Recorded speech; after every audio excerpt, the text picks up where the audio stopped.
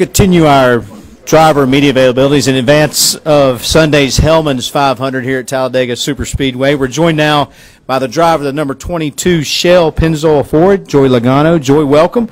Obviously, the stakes this weekend really couldn't be higher for a lot of folks. How much of a confidence lift do you get coming here as a defending race winner? I think that definitely helps, knowing you can win here, right?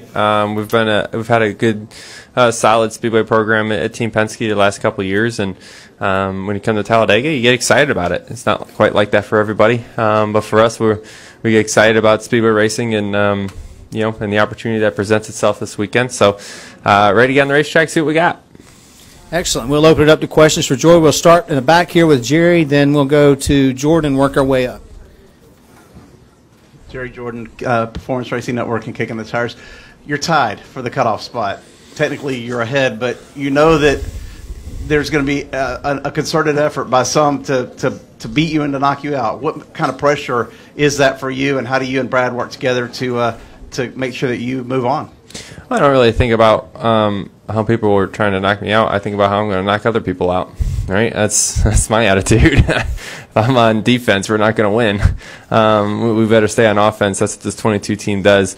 We're going to go out there and race hard. And that's what we know how to do when we come to speedways. Some other guys can do it good the other way, but for us, we're going to go out there, race hard, try to stay up front. Try to keep making our car better for the end of the race and be there at the end. We'll go now to Jordan. Joey Jordan Bianchi, SBNation.com. Going back to 2004 when Brad won here, you had a win coming into this race, and you did a lot to help Brad win that day. Was there a concentrated effort on your part to help him out? And before the race, did you guys talk what you guys were going to do? And can you take me through that? Yeah, that day there was. Brad was in a do-or-die situation, and I had a lock. And so our main goal was to get Brad through. That was our goal. That was there was a lot of talk about how we help each other and how we can put him in a position to make the moves at the end of the race. And I gave him my commitment that I was going to be there for him. I was going to push him along. I was going to do everything that I knew how to do to help him win. That situation will happen throughout a lot of other teams this week. But it's something that Brad and I need to have an understanding that, hey, yeah, we're going to help each other as much as we can, but we both kind of got to win. So, it's a little bit different than that race. But at the same time, we're good teammates. We're going to race each other and we're going to help each other like we do every single week. We'll come up front here to Tom, then Bob, then Jeff, and work our way back. Joey, Tom Jensen, FoxSports.com. What's the strength of your restrictor plate program? Brad's one. Got a higher winning percentage than any driver in history on restrictor plate tracks, and you've done very well here. Why are you guys good? Well, I think there's a lot of different reasons for it. Having fast race cars has become key, I think, in these speedway races. I think we've had some fast cars lately. I think that helps. I think having a good understanding of the draft is something that's been a big deal. We were able to win a couple speedway races last year, so I feel confident that we still know how to do this. But I think having that relationship with your spotter and understanding what happens in the draft and why you're going to do things, and understanding what information you need to hear and what is useless information. So and clarifying that as much as you can before the race, during the race, even after the race, to help you through the next one. So I think speedway racing isn't as much of a crapshoot as I think a lot of people like to believe it is. Sounds like it's just an excuse to me. I think there's a lot of strategy and a lot of knowledge that has to go into playing this game. We'll go to Bob, then Jeff, then Holly. Do you know if either of you or Brad have the 2017 new Footbox car with you for this weekend? And what did your position in the chase to determine whether you went with 2017 or 2016? I don't know. I don't know. I can't answer that honestly. I can honestly say we're not going to change our car lineup depending on what spot we were in for this race. But honestly, I don't know. I focus on things that I can affect and things that involve me, and I'm sure, yes, you can make an argument that involves me quite a bit, but it doesn't really affect on me and the way I'm going to approach this race and race. So I didn't really get in the middle of that. We'll go to Jeff, then Holly, then Dustin. Joey, I'm back here behind the cameras, but I'm wondering about strategy-wise. There's a bunch of cars on Sunday who already have pretty decent points leads, and I know that, like, Kyle Busch has gotten in trouble before when he tried to run at the back, and then he got run into and he ended up missing the chase. But for most of them, why not run in the back if they have points cushions? I mean, why would you get yourself in the mix there? Oh, I think it depends on what your situation is. Everyone's situation is different, right? The bigger points cushion you have, you can argue that you can afford to go up there at a race, or you can argue that why would I go up there and race? But last I kind of checked, this thing's called a race, and I believe racers race, in my opinion. But everyone has their own way of doing it. So I don't know. I mean, I've seen people ride around the back and crash.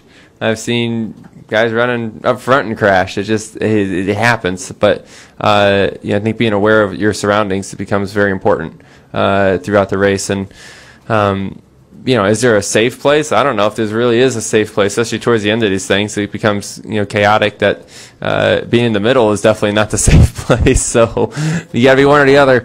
And maybe if you had a decent enough cushion that maybe you would play it safe, but I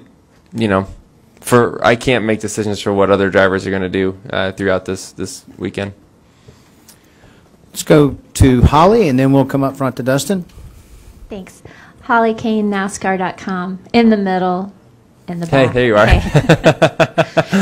I just wondered if you could share with us, how much different it does feel this year versus last year when you came in with all of the wins. I mean, what is, your demeanor? What is how does that feel different for you this year with so much more on the line and it obviously being such a different circumstance, I guess?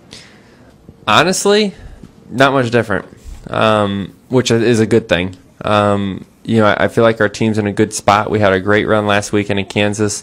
We did make up some points. We're in a great spot with having a really bad Charlotte. So our team has a lot of confidence in themselves. We know we can do this. We're coming into a racetrack, like I said, that we know we're good at. We know we can win here.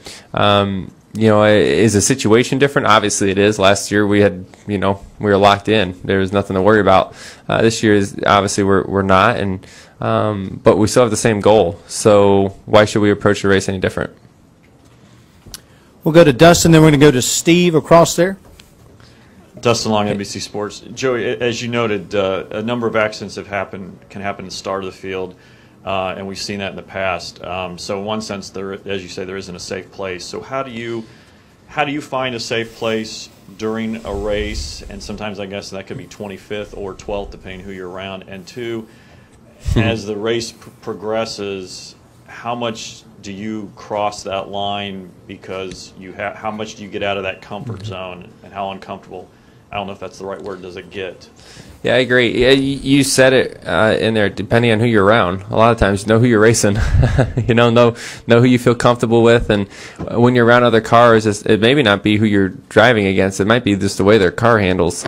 And might say, I want to be around him. His car looks loose, or he looks out of control for some reason. And kind of understanding that scenario and what position you're in. And there's times in the race that you can back out of it and say, okay, let's wait for this to calm down a little bit, and then we'll try to work our way back up. But the whole race, you weigh out in your mind risk versus reward, right? And that's just what you think about is, am I willing to take this risk? And if I do, what do I gain? And you think about that when you're trying to make a move and say, am I going to make this move to take the lead, and am I going to go back to 20th if it doesn't work? All right, I'm going to weigh that out. Is it making a move that's going to put you in a really tight spot and you can possibly crash to gain 3 or 4 spots? You got to weigh that out. Does that make sense? A lot of that changes throughout the race. When it's early in the race, a lot more people are conservative and say, it's probably not worth it at this point in the race. But at the end of the race, everyone's trying to get every spot they can. And depending on your point situation, you're going to have to make decisions knowing once you collect all that data from inside the car and kind of understand the situation, you'll make those decisions off of that. We'll go to the right to Steve. Yeah, hi, Steve Hummer with the Atlanta Journal-Constitution. Just curious about racing in a place like this. How much, if you put a percentage or proportion on it, how much of it is skill, preparation, and how much of it is just good fortune or bad fortune? I think it's all skill and preparation, 100%. 100%. In my opinion, there's no such thing as racing luck in your mind? You create your own luck. That's what I think. You know what I mean? There might be a chance that you run over something or something happens, but some things are just meant to be. Some things aren't. But if you can work and do everything you can do and prepare yourself to go out there and be the best, then that's all you can do. And I feel like that's kind of that makes it, in my opinion, a lot about preparation. We'll stay on the right, and then we'll come over here to Tom. Jonathan Merriman, NASCAR.com. Joey, races here at Talladega tend to take on their own personalities. In the spring, we had something 35, 36 cars end up with accident damage at the end of the race. If you look at the points now, can you kind of predict what personality a race can have in terms of people's desperation, and what do you think this race will be like Sunday? Yeah, I think the fall Talladega race, a lot of times, because there's a lot of different situations going on the racetrack, usually is a little bit calmer than the spring race. I think a lot of times just because some guys, like we talked earlier, some guys may just ride around and say, okay, just don't crash today and I make it through, and other guys may say have to win, but they got to be there at the end to win. So I think the race, there's a lot to lose for a lot of people, and they may not make as crazy as things going on, and there might be some non-chasers that don't want to get in the middle of it, and saying, I don't want to be the one that takes this guy out, I think this race seems to be usually a little bit calmer till the end. At the end of the race, that's when people get desperate, and when that happens, people make aggressive moves to make it happen. You got to expect that. So I would personally expect, and it'll probably be a crash lap 10 after I say this, but I would think it's going to go green for a while, and everyone's kind of settle in, and then at the end, I would assume we're getting crazy, and there'd probably be a lot of crashes then. Sure, we'll go over here to your left to Tom. Tom Menino, WVTM 13. This is the last year before the schedule change where Talladega moves in the chase and moves back. With the unpredictability of the track, are you in favor of that move to move up the schedule, shake it up? To move up the schedule, I don't understand your question. Talladega's going from not the last race in the round. To the second. Yeah, I think that's a good thing. I kind of like knowing kind of what you have to do after Talladega, as much as you say you can control your own destiny here, which you can, but you can't as much as you could at Kansas, right? Maybe not as much. So, a lot of times it'd be kind of nice to know, hey, you're in a must-win situation and you can do a strategy play at a racetrack at like a Kansas or a Charlotte or whatever it may be. A lot of times it's a little bit, I don't want to say easier to call the race, but knowing what that situation is here, your strategy is kind of stuck here of what the rest of the pack does. But when you go to other racetracks like that and you're do or die, you may make some different calls that may have a better reward. We're going to go back here to the middle, and then we'll finish up with Matt Weaver. Right back. There you go. Caleb Whistler, Speedway Digest. So blocking has become a prevalent part of super speedway racing this year. How prevalent do you think it will be with this being an elimination race in the chase? Blocking? Yeah, I thought you said blogging, and I was like, we're blogging. Blocking, yes, is always going to be a big player in speedway racing. What goes on behind you dictates what you're going to do and what happens in front of you a lot of times. So I'd say there's more time that you look in your mirror than you look of what's going on in front of you, because those decisions are made on what's going on behind you. So yeah, maybe not necessarily as much blocking. It's just kind of understanding where the runs are coming from and getting into those lines. And yeah, it's going to happen all day. You'll see the leader going back and forth from lane to lane, trying to block them from getting on the outside of them or inside of them. And you'll see it going throughout the pack of guys just trying to keep themselves in line, because a lot of times if you kind of get off your game for a minute, you'll get, I call it snookered, but you get, someone will pop out and put you, 3 wide in the middle or 3 wide on the bottom where there's no one behind you, and you'll lose all those spots. So if you don't stay in line and stay up in your mirror and be up on your game to make those blocks, you lose a lot of spots really, really quick. Joey, thank you for joining us. Good luck this weekend. All right, thanks, guys.